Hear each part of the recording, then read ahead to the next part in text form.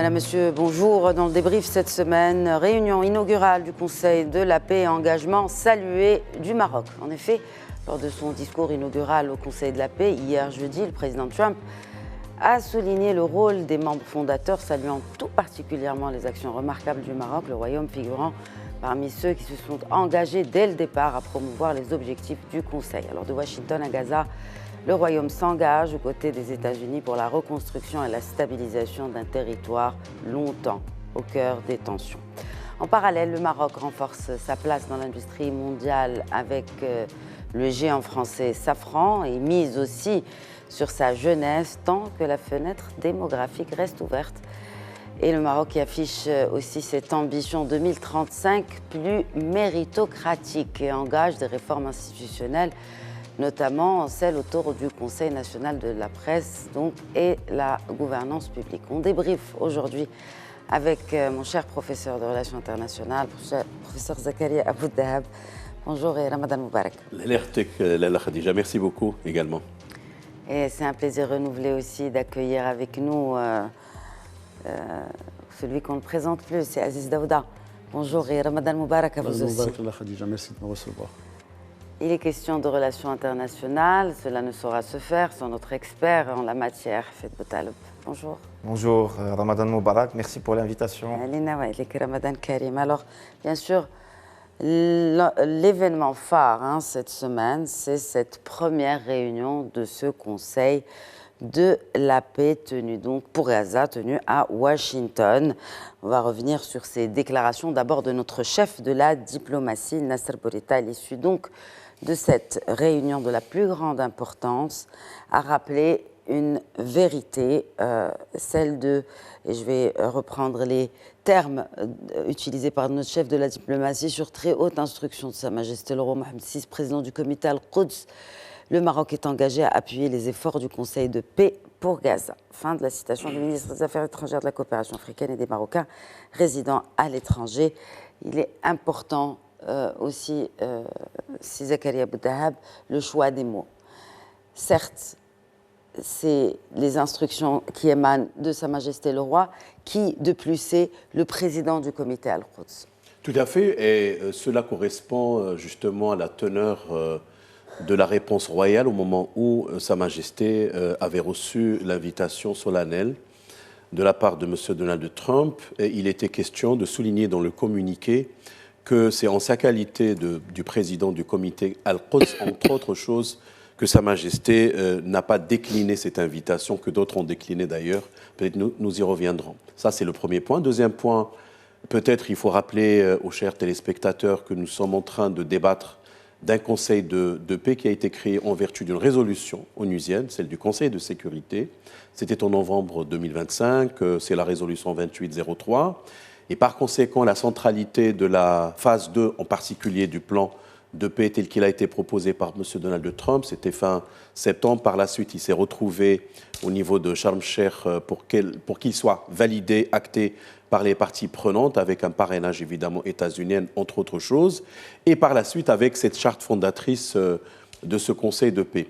Je pense qu'il y a une interaction positive du Maroc par rapport à cette dynamique et cette impulsion, aux côtés d'autres chefs d'État, de gouvernement, de participants, arabes et autres, mais également il y a une proaction, parce que dans la démarche marocaine, celle de Sa Majesté, il ne suffit pas seulement de participer juste pour le protocole ou pour la symbolique politique, mais dans l'effectivité, c'est-à-dire comment faire en sorte de l'intérieur de ce Conseil, avec les parties prenantes, non seulement contribuer à la reconstruction de Gaza, ou encore déploiement de la police, peut-être nous parlerons de ces questions opérationnelles, mais engager un dialogue sur le long terme entre Palestiniens et Israéliens pour aboutir à un accord de paix final et définitif. Et justement, en parlant de dialogue, Nasser Bourita, notre chef de la diplomatie, d'ajouter que le Maroc soutiendra, si on peut donc suivre ce verbatim, toujours à l'issue de cette rencontre, ses efforts notamment dans les domaines de la sécurité, de la santé, de la promotion, de la tolérance et de la coexistence. C'est là où il s'agit aussi de ce Maroc, de cette spécificité, de cette unicité du Royaume du Maroc qui aujourd'hui, par la force des choses et par son expérience, est devenu, qui maîtrise ce dialogue entre les cultures. Aziz Daouda, un commentaire. Alors, comme vous le disiez tout à l'heure, les mots ont leur importance. On parle de sécurité. Le Maroc s'est déclaré prêt à participer dans la force de maintien de l'ordre, mais également à la formation des éléments de la police, Oui. Qui va être déployée à Arza. Il parle de santé et le Maroc s'est engagé à déployer un hôpital militaire, donc c'est du concret. Et il parle de promotion de la tolérance parce qu'effectivement, il s'engage aussi dans l'enseignement à Arza, parce qu'il y a un discours disons de ségrégation, enfin de racisme même, et qui est quand même latent, mais qui est présent dans le quotidien des enfants notamment et des jeunes, parce qu'ils sont l'objet d'une propagande assez puissante de mouvements qu'on connaît, dont on connaît l'obédience et l'idéologie. Et donc le Maroc s'engage aussi de ce côté-là, qui est extrêmement important pour l'avenir. Parce que l'objectif est de faire vivre ensemble deux populations qui aujourd'hui se tournent le dos. Et donc pour cela, il faut que d'un côté comme de l'autre, qu'il y ait des efforts, notamment de tolérance et d'acceptation de l'autre.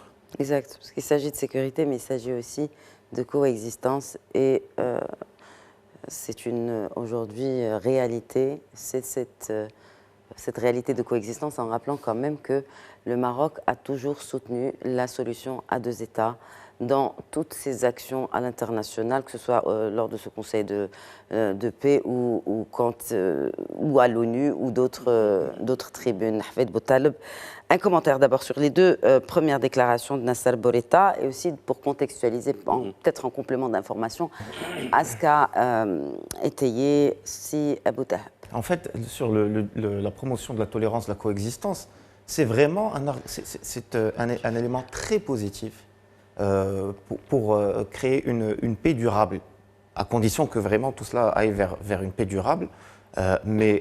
Pourquoi ? Parce que très souvent, effectivement, les autorités israéliennes vont pointer du doigt le système éducatif, et vraiment, ça fonctionne même au sein de l'opinion publique américaine pour justifier l'impossibilité de la solution à deux États. Et donc en disant, regardez ce qu'ils enseignent à leurs enfants, on ne peut pas, avec des générations imbibées ou biberonnées dans cette idéologie de la haine, construire un lendemain ensemble. Et aujourd'hui, le Maroc... Ça va dans les deux sens. Hein. Ça va, bien évidemment. Mais ceux qui ont la force, on le sait très bien, ce ne sont pas les Palestiniens. Donc avoir le Maroc présent pour transmettre cette tradition de tolérance que nous avons, que ce soit dans notre exercice de la foi musulmane, mais aussi dans notre relation avec les autres religions, je pense que ça c'est important pour nos frères à Gaza, ce qui pourra les pousser vers une meilleure maturité pour demain créer les conditions favorables, et demain j'espère vraiment très tôt, le plus vite possible, créer les conditions favorables à la solution à deux États. Et d'ailleurs, c'est une des conditions, hein, cet appui marocain est aussi conditionné par la solution à deux États, par aussi la stabilité, la paix en Cisjordanie, comme l'a souligné le ministre des Affaires étrangères.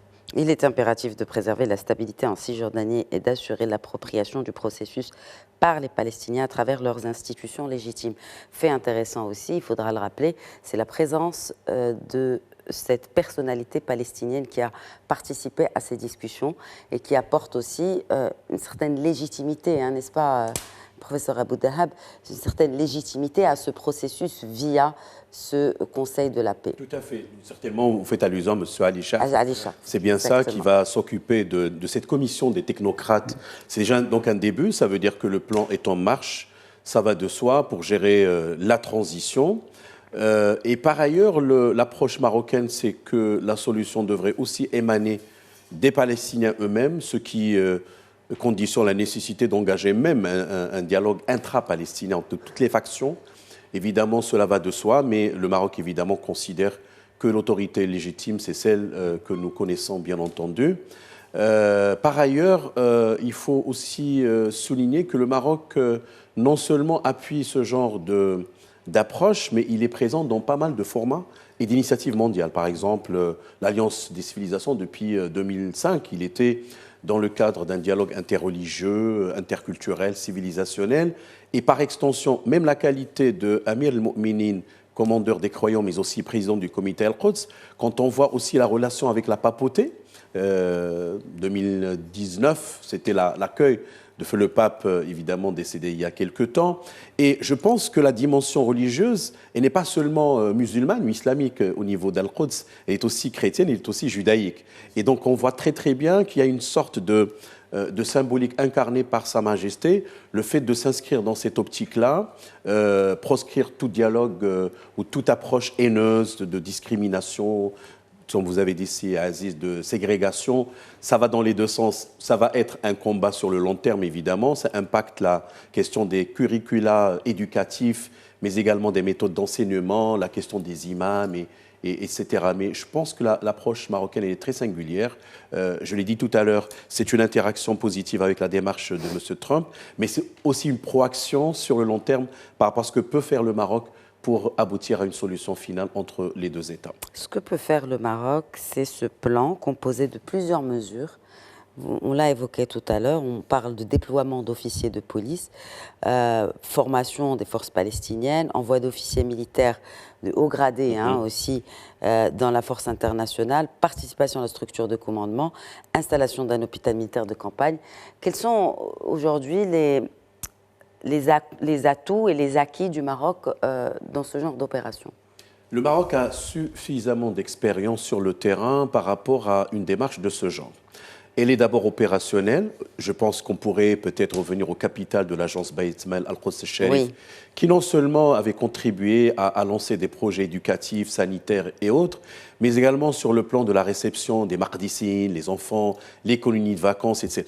Parallèlement, il y a tout un travail, peut-être que il n'apparaît pas directement. Par exemple, le Conseil national des droits de l'homme, à travers des formations sous forme d'ateliers dispensés à des cadres palestiniens qui viennent, notamment de la Cisjordanie, pour bénéficier de formations de ce genre.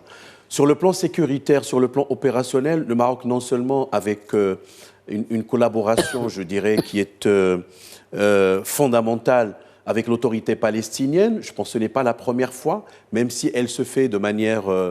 je ne dirais pas discrète, mais de façon, si vous voulez, un peu profonde. Aujourd'hui, grâce au capital, mais également l'expérience reconnue mondialement, la gestion des grands événements, d'événements sportifs et autres. Je pense que le Maroc est bien positionné pour apporter son savoir-faire en la matière. Pour les hôpitaux de campagne, la diplomatie militaire, humanitaire, sanitaire, Sa Majesté à travers les forces armées royales, par exemple Moustapha Zaatari, il y a quelque temps, qu'il a visité lui-même. Tout à fait, absolument. Ou encore au niveau de la vaccination, je pense qu'il y a eu pas mal de campagnes de ce genre en Afrique subsaharienne. Donc, ce qui fait que le Maroc, à partir de l'expérience engrangée sur le terrain, pourrait réellement apporter la sienne par rapport à la prochaine étape. Et ce n'est pas anodin si, justement, M. Donald Trump avait vu juste en adressant cette invitation, parce qu'il sait très très bien que le Maroc, de par ses atouts, pourrait réellement apporter un apport effectif à la seconde phase, la troisième phase et au-delà de ce plan de M. Donald Trump. Pourquoi le Maroc est-il un acteur crédible, messieurs, en sachant que c'est ça l'intention qui a été affichée, c'est puisse mener à la réalisation de la solution à deux États et la dynamique de paix au Moyen-Orient? Faut-il, excusez-moi, faut-il rappeler que quand même nous sommes parmi les plus importants pays présents au sein du dispositif des casques bleus. Le Maroc est présent sur plusieurs théâtres d'opération. Les troupes marocaines enlistées avec les casques bleus ont toujours démontré une très grande déontologie dans l'exercice de leurs fonctions, ont été toujours présents auprès des populations. On se souvient à Haïti, en RDC, en Centrafrique, même si certains mouraient, malheureusement, dans des escarmouches ou dans des combats, mais ils ont continué et les Marocains ont été toujours présents depuis 1960 dans le maintien de la paix avec les Nations Unies. Donc on a vraiment une expérience à faire valoir et là-dessus, les Marocains jouissent aussi d'une grande sympathie des Palestiniens. Les Palestiniens aiment le Maroc et connaissent le Maroc depuis la nuit des temps. Vous savez, le quartier des Marocains à Jérusalem, la porte des Marocains. Donc tout cela fait rappeler toute la dimension historique du royaume qui a toujours entretenu des liens avec les lieux saints, que ce soit à Jérusalem ou à la Mecque ou à Médine. Donc là-dessus, c'est un des éléments qui joue en faveur du royaume pour être une force, parce que vous parlez de maintien de l'ordre, c'est une force internationale de stabilisation. Le Maroc est une force de stabilisation. Et comment son expérience aussi en termes de déradicalisation peut aider dans ce programme de déradicalisation? Parce qu'il faut le rappeler, c'est une condition sine qua non du président américain. Le Hamas doit poser les armes. Donc comment le Maroc peut aussi aider par rapport à son expérience dans la déradicalisation avec ces différents programmes qu'il a mis en place depuis ces malheureux attentats du 16 mai? Il faut noter que rien ne se fera si Hamas ne dépose pas les armes. C'est la condition d'Israël. Et la condition d'Israël est quand même entendue. Et c'est Israël qui digère la puissance sur le terrain aujourd'hui. Par ricochet du président Donald Trump. Voilà, aussi, exactement. Bon. Et donc, le déploiement de toute cette puissance, parce que c'est quand même une puissance, c'est quasiment 50 États qui étaient réunis hier. C'est rare qu'on voit un aussi grand nombre de pays réunis autour d'une même cause, et pour la même cause. Et donc, cette puissance ne peut se déployer que si Hamas déposait les armes. C'est une condition sine qua non, mais c'est aussi une condition de stabilité pour cette région, parce qu'on ne peut pas imaginer de continuer à vivre avec un État palestinien qui a en son sein une milice armée qui elle-même a des velléités politiques, etc., et qui de toute façon ne peut causer que de l'instabilité dans la région. Donc il est impossible d'entrevoir un quelconque programme de stabilité et notamment de développement de la région sans le dépôt des armes de Hamas. Mais à côté de ça, ce qui est exceptionnel dans cette participation, c'est qu'effectivement le Maroc participe à des forces de maintien de la paix depuis les années 60, depuis le Congo, etc. Et donc cette expérience, aujourd'hui, elle est avérée, mais elle est aussi multiple.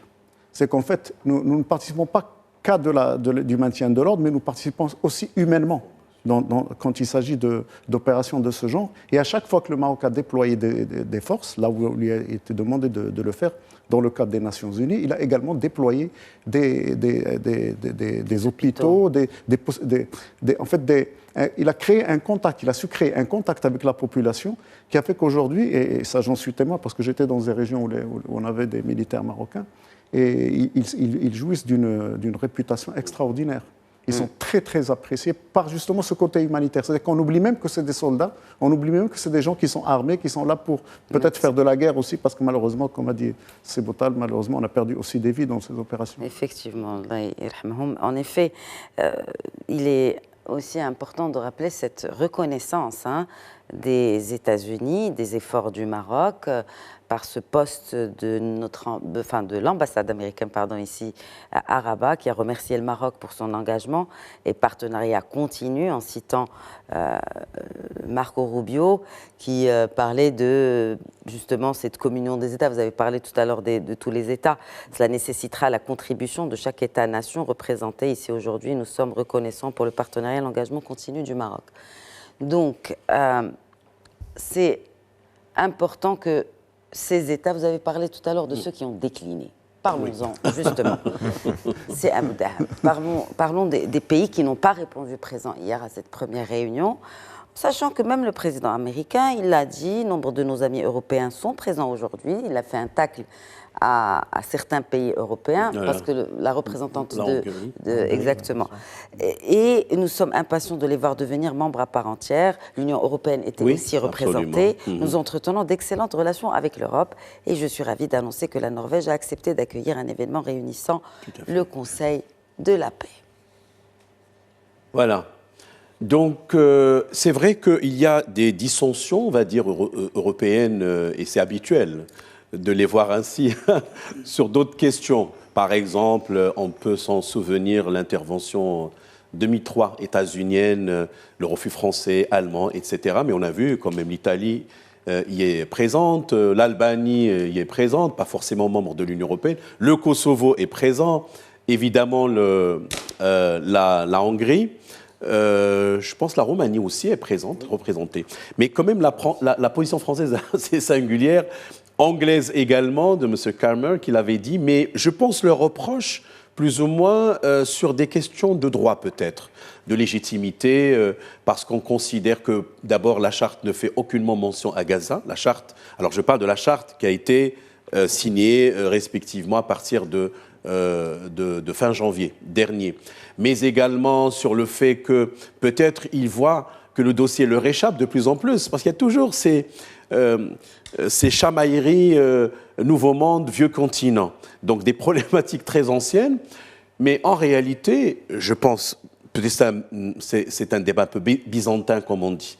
Le plus important aujourd'hui, c'est d'apporter réellement une touche à cette paix qui se construit, tant bien que mal, en dépit des fragilités, des précarités, on le sait. Il y a encore, ça et là, quelques actions militaires israéliennes, mais également, peut-être, je dirais, des atermoiements du mouvement de Hamas qui voudrait avoir des garanties sur justement l'application d'un plan de paix global qui inclurait aussi des questions liées au statut d'Al-Quds al-Sharif, la question du retour des réfugiés, etc., etc.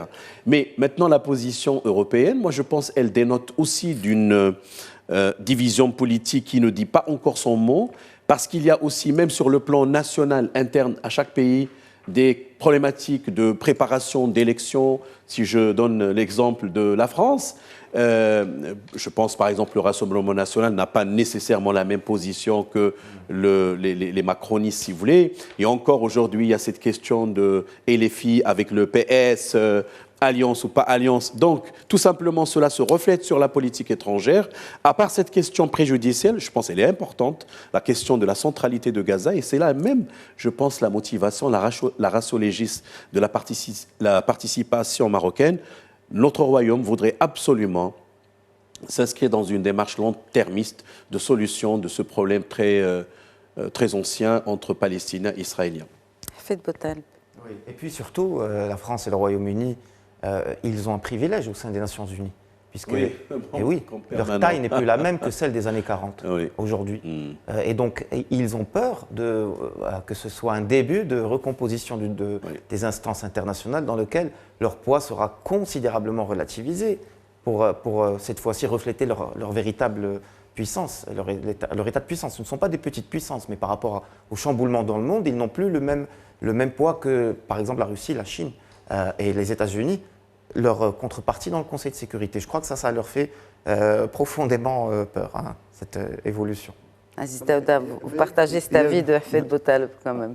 Oui, il y a eu comme des propos assez rassurants, ou qui se voulaient rassurants du président Trump hier, qui a parlé plusieurs fois des Nations Unies. Oui. En fait, parce que ce que subit ce Conseil aujourd'hui, en fait, l'abstention de certaines puissances, est due au positionnement de chacun dans la question de l'Ukraine, déjà. Et donc, c'est peut-être une carte que joue l'Europe vis-à-vis du président Trump pour la question ukrainienne.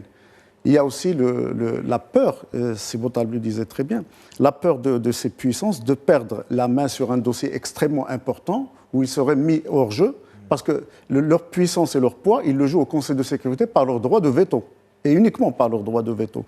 Si maintenant ce Conseil arrivait à des solutions auxquels ils ne sont pas associés ou auxquels ils ne peuvent pas avoir de poids justement parce qu'ils n'ont pas ce droit de veto au sein de ce Conseil, c'est quand même quelque chose qui va les déranger pour l'avenir et qui va limiter leur puissance et leur rayonnement mondial.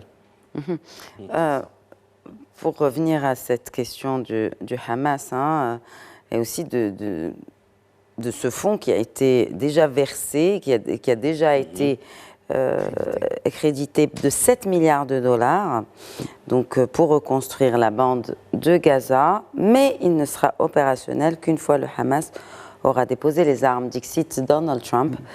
Les États-Unis contribueront pour leur part à hauteur de 10 milliards de dollars. C'est beaucoup d'argent. Oui, c'est pas de le dire, 10 milliards pour les États-Unis. On avait parlé d'un ticket d'entrée d'1 milliard pour chaque pays, mais déjà on le voit, 7 milliards de dollars dont dispose à présent ce fonds de reconstruction de la bande de Gaza. Est-ce qu'on dispose d'un chiffre? Combien coûterait la reconstruction de la bande de Gaza qui a été mise bien sûr à plat et il y a une estimation, la Khadija, je pense même c'est 100 milliards de dollars, d'après les investigations, mais également les estimations faites par les organismes onusiens eux-mêmes, généralement pour remettre en marche toute la bande. Mais comme début, c'est déjà pas mal parce qu'il s'agit de reconstruire rapidement les habitations démolies, les infrastructures hospitalières et autres. Et M. Donald Trump, hier même, dans son speech, c'était un long speech d'ailleurs, hein, il a nommé chacun des participants en rappelant que le Maroc fait partie de ceux qui ont apporté une contribution financière de 7 milliards de dollars, ce qui n'est pas rien, parce qu'il a cité le Qatar. Bon, le Qatar a dit individuellement qu'il allait mettre sur la table 1 milliard de dollars, mais il y a d'autres, comme le Bahreïn, comme les autres, c'est M. Donald Trump qui l'avait dit, font partie des premiers qui ont contribué financièrement. Cela veut dire qu'il s'agit là on l'a dit, d'une action marocaine concrète cette fois-ci pour permettre la remise sur pied de la bande de Gaza. Alors maintenant, non seulement il faut des fonds, mais comment les déployer, comment les ventiler, comment les mettre dans les circuits, qui va les gérer, comment ça va se faire. Tony Blair est toujours dans la partie. Oui, Tony Blair est toujours dans la partie, exactement. Il y a eu quelques rumeurs comme quoi, bon, finalement, il s'est désisté. Non, ce ne sera pas lui, ce sera lui, ce ne sera pas lui. Donc, Tony Blair aura un rôle à jouer, selon vous? Il aura un rôle à jouer, mais on l'a vu. Effectivement, quand on parle d'un Conseil de la paix, c'est de Board of Peace. Yes. Alors, le Board of Peace, ce n'est pas vraiment sur le modèle des Nations Unies, bureaucratique, administratif. Là, on est vraiment dans une gestion managériale de la reconstruction de Gaza. Donc, qui va jouer quel rôle dans cette construction, dans ce format? Hafed Boutaleb. Alors, il y a le bureau exécutif. Oui. C'est celui-là que présidera Tony Blair, que vous venez de mentionner, exact. Avec des personnalités comme Marco Rubio, Steve Witkoff, Ajay Banga de la Banque mondiale. Et il y a donc aussi cette force de stabilisation qui sera le bras armé d'une certaine manière, qui sera dirigé par Jasper Jeffers, qui est un officier militaire américain. Il y a la Commission nationale Hay'a al-Wataniya, elle ne dépend pas juridiquement de l'autorité palestinienne, mais elle en est une émanation. La Al-Wataniya, donc c'est Ali Chat dont a parlé le professeur Ali Chat est un technocrate. C'est un technocrate, mais il n'appartient pas à il n'est pas de l'OLP. À un parti politique. Non, il n'est pas de l'OLP, mais cette instance s'inscrit dans l'esprit de l'État palestinien. Oui. Et le représentant de l'État palestinien, c'est l'autorité palestinienne. Il y a aussi un haut représentant qui est Nikolai Mladenov, pour faire office d'un ministre des Affaires étrangères pour Gaza. Donc c'est ça un peu l'architecture de cet exécutif qui dirigera de facto. Mais rappelons que cette commission nationale, elle est composée exclusivement, c'est un gouvernement en fait pour Gaza, composé exclusivement de technocrates palestiniens. Et Ali Shah est d'une certaine manière le premier ministre de cette commission. Et pour reprendre par rapport aux efforts, il va falloir déblayer. Il faut reprendre les corps, retrouver les fosses communes, parce qu'il y a tout un travail de mémoire à faire. Ça fait partie de l'investigation aussi, dans le cadre des efforts, pour trouver et pour comprendre ce qui s'est véritablement passé pendant ces 2 années, ce génocide terrible qui a eu lieu, et aussi ensuite reconstruire, redonner confiance aux Palestiniens de vouloir rester, et cette question de démilitariser le Hamas. Le Hamas a montré ses limites. Aujourd'hui, il est temps, effectivement, qu'il fasse acte. Si c'est un parti national palestinien, il doit laisser les Palestiniens vivre et ne pas être l'argument perpétuel pour l'État d'Israël de persécuter les Palestiniens. Oui. Je pense qu'il ne faut pas parler de reconstruction, mais plutôt de construction. Oui. Parce que l'histoire de Gaza, comment c'est construite Gaza? Elle s'est construite par bribes, à chaque arrivée de déportés ou de réfugiés ou de populations égyptiennes, d'ailleurs, au départ, qui se sont installés dans cette région. Et donc, ça n'avait pas l'air d'être véritablement des villes, etc. C'était juste des agglomérations où des gens vivaient avec une certaine économie, avec ce qu'ils ont pu développer pour survivre, beaucoup plus qu'autre chose. Dans l'esprit du président Trump, ou du moins ce que j'ai compris, c'est un autre Gaza qu'ils veulent construire, qui serait un Eldorado touristique, qui serait une zone de paix, mais aussi une zone de bien-être, etc., qui attirait des touristes, enfin, où la joie de vivre serait disons, de rigueur et l'objectif. Et donc, finalement, c'est quelque chose qui va prendre beaucoup de temps, contrairement à ce que vous pensez. Parce que je ne pense pas qu'ils ont pensé à reconstruire des maisons immédiatement pour les gens qui sont là-bas. Les gens qui sont là-bas vont travailler dans ces chantiers, c'est certain. D'ailleurs, quand ils ont lancé les inscriptions pour les forces de police, il y a déjà 2000 ou 3000 personnes qui se sont déjà inscrites, porte-volontaires, et inscrites pour suivre la formation militaire ou la formation de police qu'il aurait proposée. Et donc, il faut attendre, avant de juger de la situation ou de la comprendre, de voir qu'est-ce que veut dire reconstruction de Gaza. Parce que ce n'est pas clair aujourd'hui.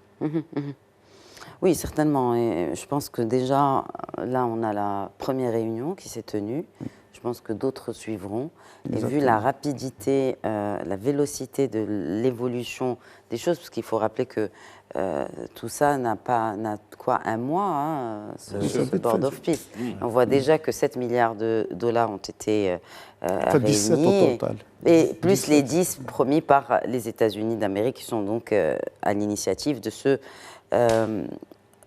Board of Peace. Alors, on va enchaîner sans transition sur l'industrie. On va parler géoéconomie aussi, parce que c'est un facteur aujourd'hui d'influence.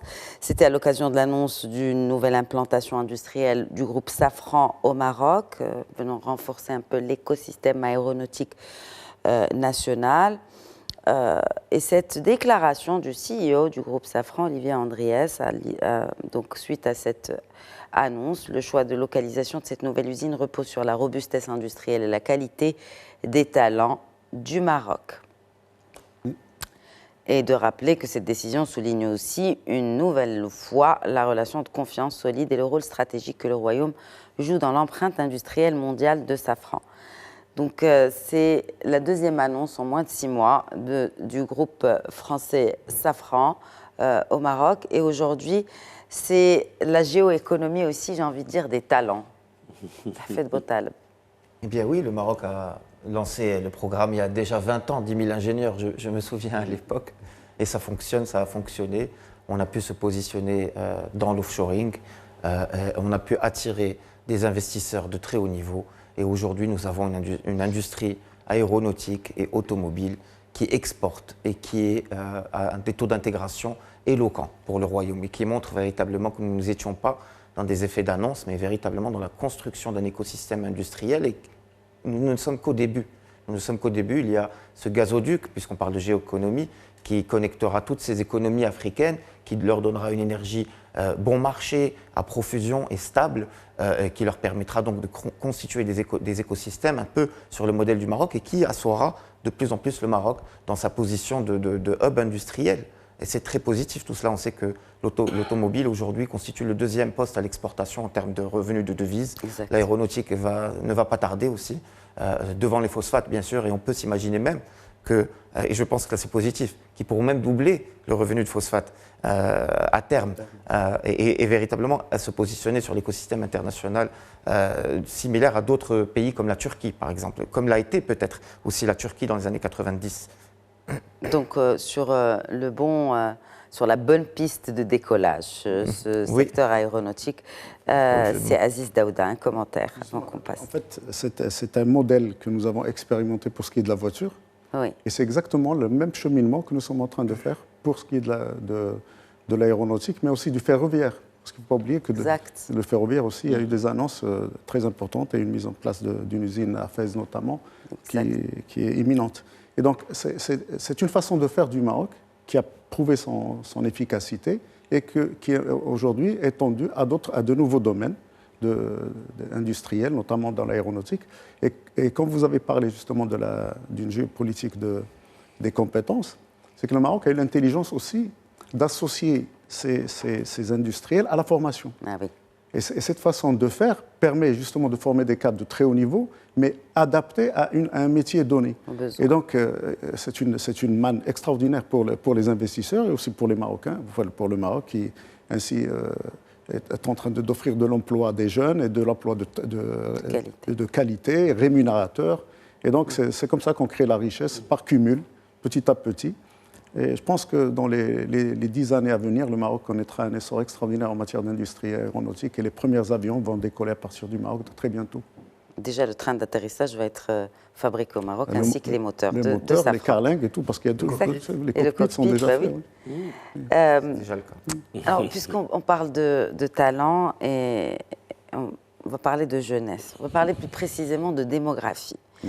Le Royaume bénéficie encore d'un dividende démographique grâce à une forte population active, ce dont vous parliez tout à l'heure. Mais cette configuration peut changer parce qu'elle n'est pas permanente. Elle va commencer à s'atténuer vers 2038, avec un vieillissement progressif de la population. Il faudra peut-être... ça, c'est une étude prospective du Haut Commissariat au Plan. Donc, il faut noter que la fenêtre commencera à se refermer à horizon 2038-2040. Oui. C'est évident dans les chiffres, ce qu'a révélé le... On s'européanise. On se développe. On l'observe même au Japon. On se développe. Ce que je veux dire, c'est plutôt un modèle très occidental, très nordique. Tous les pays qui se sont développés ont connu cette situation. Tous, sans exception. Et aujourd'hui, ces chiffres sont évidents d'ailleurs à partir du recensement de l'année dernière qui a montré qu'il y avait déjà une stabilité. La population est stable. C'est pas mal pour le développement économique parce que ça vous permet une répartition qui, au lieu de répartir sur un nombre plus important, vous répartissez sur un nombre que vous maîtrisez déjà. Mais à terme, c'est une problématique extrêmement grave parce qu'il faut la conjuguer à d'autres chiffres de santé publique. 56% de la population marocaine est en surpoids aujourd'hui, 24% est en obésité, 26% ont des problèmes mentaux, etc. Enfin, ça, c'est des chiffres officiels de l'État marocain. Et donc, si vous conjuguez tout ça au déclin de la population, c'est que la situation est véritablement grave, gravissime, et qu'il va falloir s'y atteler et traiter de la chose politiquement à partir de maintenant. On n'a plus à attendre. Ouais, surtout pour les caisses d'assurance, voilà, avec la généralisation 2038, de la protection c'est bientôt, sociale. c'est pas dans un siècle, c'est demain 2038. Oui. Dans 12 ans. Ouais. Voilà, exactement, dans 12 ans. Et dans 12 ans, c'est une génération. Et moi, je pense que s'il y a campagne politique, par exemple, aujourd'hui, puisque nous sommes à l'an des élections, que les partis politiques devraient s'intéresser à ces questions-là, parce qu'elles sont importantes. Et c'est de ces questions-là qu'on devrait débattre au Maroc, plutôt que de nous attacher à des détails qui n'en valent pas la peine. Nous allons y venir, parce qu'il y a la sortie cette semaine du secrétaire général du Parti de l'Istiqlal, qui ont tenu cette réunion, des alliances des économistes istiqlaliens. Mais avant, un commentaire sur ce nouveau facteur des talents, de la jeunesse, et puis cette courbe démographique qui est en train de changer pour le Maroc. Professeur Abou Dahab. Alors, dans la science démographique et dans la géographie humaine et des populations, je pense que la tendance en termes de transition démographique est quelque chose d'inéluctable quand on conjugue beaucoup de facteurs sur le plan social, industriel, l'employabilité, le bien-être, etc. Et moi, j'ai compris tout à l'heure... Mme Khadija, quand il y a parlé d'européanisation, en fait, c'est une thématique qui est très discutée en politique publique. Il y a ce qu'on appelle les Policy Transfer Studies, c'est-à-dire dans quelle mesure, à partir d'un centre, il y a une sorte de transposition, mutatisme, tandis comme on dit en droit, toute chose étant égale par ailleurs, dans des sphères qui sont proches, connectées, par rapport à une dynamique de convergence. Voilà, donc on est un peu dans des convergences un peu globales, tant bien que mal. Évidemment, il ne faut pas oublier nos Marocains du monde qui sont à l'étranger, à peu près une population de 5 millions, qui comptent aussi des compétences, etc. etc. Mais si Aziz a soulevé un point très important, c'est la question de la convergence des politiques publiques. C'est-à-dire qu'il faut lire ces chiffres de manière concomitante avec les autres aspects de la politique générale de l'État, la fiscalité, l'emploi, l'éducation, l'habitation, l'aménagement des villes, les villes intelligentes. Et je pense que ce sont des alertes, à mon avis. Il faut absolument que l'on fasse quelque chose pour peut-être limiter les dégâts d'une sorte de perte d'activité, entre guillemets, quand on voit que les statistiques, le recensement septembre 2024 nous a révélé un certain nombre d'indicateurs. Mais il ne faut pas oublier non plus l'évolution technologique. L'intelligence artificielle, et j'en passe. C'est une problématique qui est sociétale, globale, qui interpelle beaucoup de pays. Le Maroc est dedans. Il devrait se préparer pour, encore une fois, limiter les dégâts qui peuvent en résulter. Alors, le Maroc qui se prépare, et cette alliance des économistes istiqlaliens qui donne un peu sa vision de la feuille de route à adopter pour un Maroc prospère à horizon 2035, donc une feuille de route qui s'étend de 2026 à 2035. fait intéressant, coïncidence. Pas vraiment. C'est aussi cette échéance qui a été choisie par cette commission chargée de développer le nouveau modèle de développement. Le secrétaire général du parti de l'Istiqlal, on va revenir sur juste ce petit extrait de sa déclaration. Nous sommes contre l'attentisme. Le Maroc de 2035 sera celui du mérite, de la transparence et de la lutte contre la corruption. C'est exactement ce qu'on disait. C'est la campagne qui a commencé. Qu'est-ce que vous disiez? Non, on disait qu'il ne faut pas faire dans l'attentisme que dès à présent, 2038, c'est demain, et qu'il va falloir commencer à s'occuper de ces problématiques-là. Bon, on lui parle de transparence, de lutte contre la corruption. Mais c'est une prise de position claire sur le modèle de développement. Là, il fait beaucoup de politique quand il parle de corruption. Oui, c'est-à-dire écoutez, quand vous mettez des concepts comme ça à l'avant d'une politique, c'est que vous avez une intention derrière de traiter un peu tout le monde de corrompu. Alors, tout simplement. Oui, mais c'est un peu...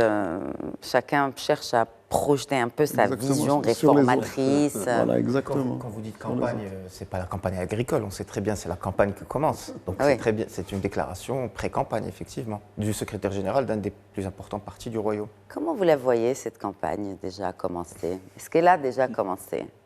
Elle a commencé depuis 2 ou 3 mois déjà. Oui. Depuis 2 ou 3 mois, et on a des pics comme ça de temps à autre. Oui. Avec des concepts qui sont soit rappelés, soit... C'est la pré-campagne, parce que la campagne ne doit commencer normalement qu'au mois de mars.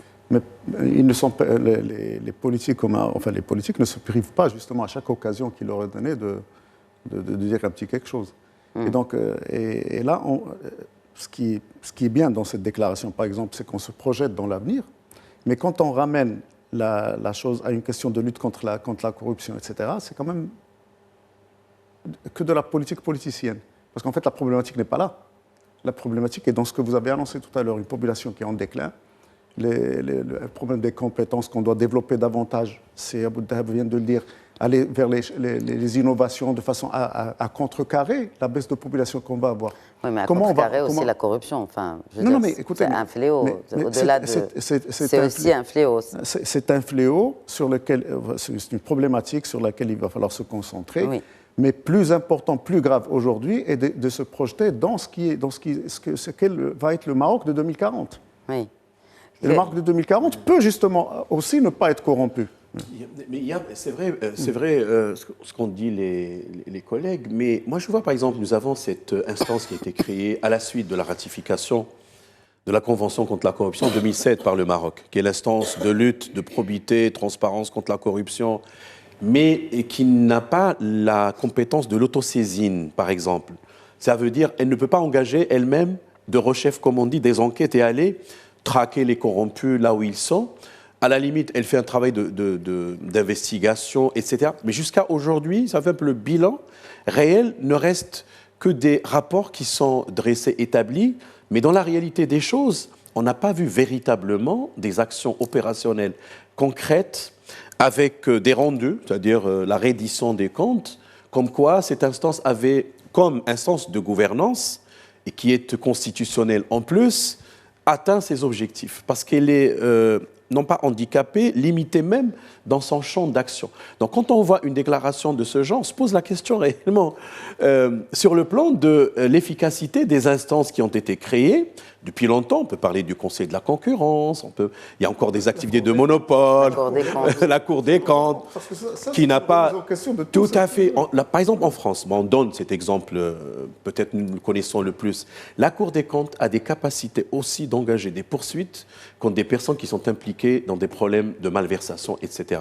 Notre Cour des comptes, à la limite, elle peut transférer au ministère de l'Intérieur, ministère public, mais elle-même, elle ne pourra le faire, sachant bien que continuellement, elle avait alerté dans ses rapports d'investigation qui sont très bien faits, mais malheureusement, il y a quelque chose qui limite, je pense, une pleine efficacité des rapports dressés sur la base de chiffres réels et d'investigations réelles, véridiques, mais là, c'est un problème, je pense, de gouvernance qu'il faudrait régler, aller directement vers les problèmes de ce genre. Je ne sais pas, peut-être parfois il y a même cette inflation institutionnelle, lourdeur bureaucratique... je ne sais pas, c'est une question qui est complexe, mais il faut la... Sur le terrain, il y a aussi d'autres chiffres.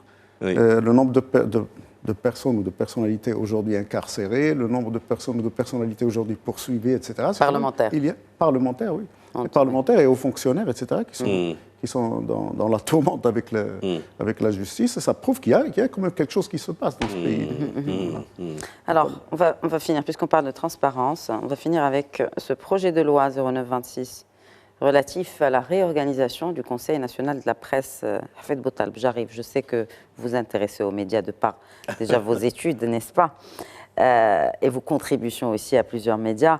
Le projet de loi, selon Mohamed Mehdi Ben Saïd, notre ministre de la Jeunesse, de la Culture et de la Communication, le projet de loi sera soumis dès lundi à l'examen de la commission parlementaire compétente en vue d'une adoption solennelle prévue lors de la session d'avril. Le gouvernement a ainsi écarté l'option d'un décret-loi, dispositif réservé aux situations d'urgence impérieuse, pour privilégier le principe de la communauté administrative. C'est une évolution institutionnelle naturelle. On a un Conseil constitutionnel qui s'est manifesté. La Cour constitutionnelle. La Cour constitutionnelle, effectivement, qui s'est manifestée par rapport à ce projet de décret-loi. Mais le ministre partait d'une bonne intention, évidemment, de réformer un secteur qui a besoin de réformes et qui a besoin d'instances représentatives et centralisatrices pour répondre aux problèmes et aux problématiques qu'il y a. Des journalistes, pour le dire clairement.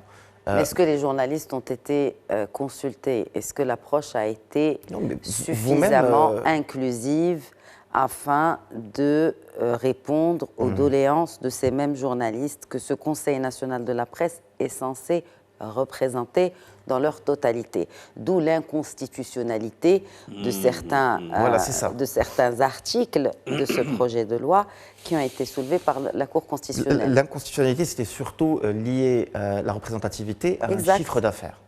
Et donc, c'était ça le véritable souci. Il y a 3 points. Et donc, on a vu, vous l'avez vous-même organisé des émissions très audacieuses, je les ai suivies, sur ce projet de loi et sur d'autres émissions, et on sentait clairement que le corps des journalistes était plutôt réservé par rapport à ce projet de loi. C'est-à-dire qu'il n'y avait pas une unanimité franche autour du ministre, et c'est positif de voir que le ministre a acté cette situation, que ce soit la réaction des journalistes ou la Cour constitutionnelle. Et puis aujourd'hui, on va vers un document qui est bien plus consensuel et que je pense va permettre de mettre de l'ordre dans le secteur, et c'est très positif. Un encadrement du secteur médiatique, Hafed Boutaleb? Je dirais... Sommes à l'aune aussi peut-être un désencadrement de aussi grandes réformes. C'est-à-dire réduire un peu justement la présence de l'État dans le champ médiatique, pour pouvoir encourager l'initiative privée dans le champ médiatique. Je pense que cela... on ira le champ médiatique dépend financièrement des aides de l'État. Aujourd'hui, mais si justement l'impact est plus important, les transferts issus du privé, que ce soit par le sponsoring, la publicité, ainsi de suite, permettront d'irriguer ce champ, de lui donner une plus grande compétitivité que ce qu'il n'est aujourd'hui, déjà le cas.